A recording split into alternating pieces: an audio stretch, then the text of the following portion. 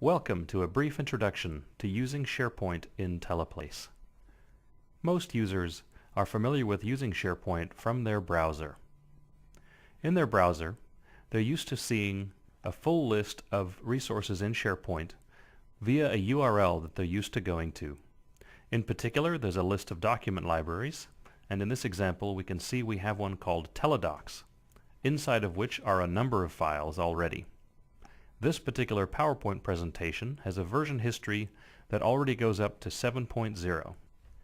In order to make use of this information in Teleplace, all we need to start is the URL that goes to this SharePoint site.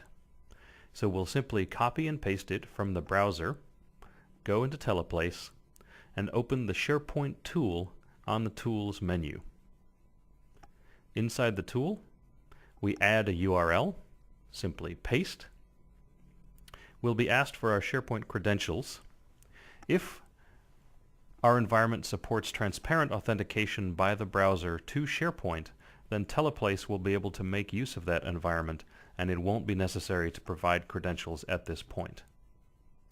Once the login is complete, the left side will populate with the same list of document libraries we saw in the browser.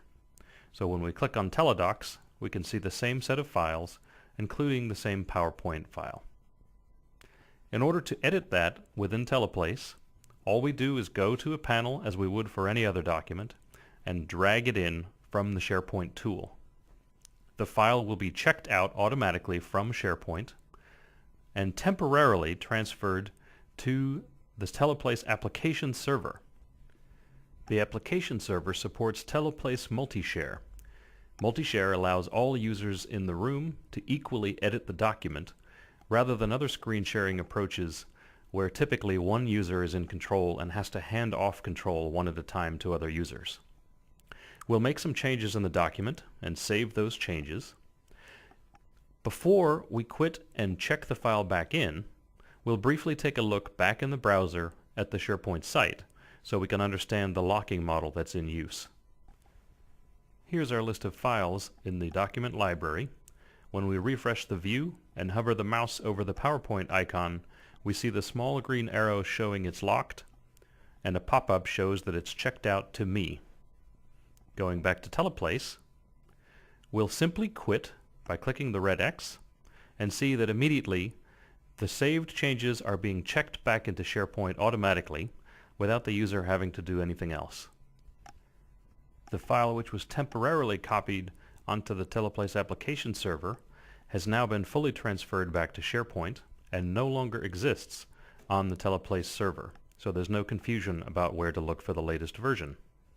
Looking back in SharePoint, we'll refresh the view. Mousing over shows us that the file is no longer locked, and there's a new version 8.0 with a comment automatically generated showing where the check-in was done from and showing who it was done by. And if that user who did the check-in had left the meeting early, Teleplace would have enforced rights by ending the editing session so other users couldn't edit it without that user present. And that's SharePoint in Teleplace. Thanks for watching.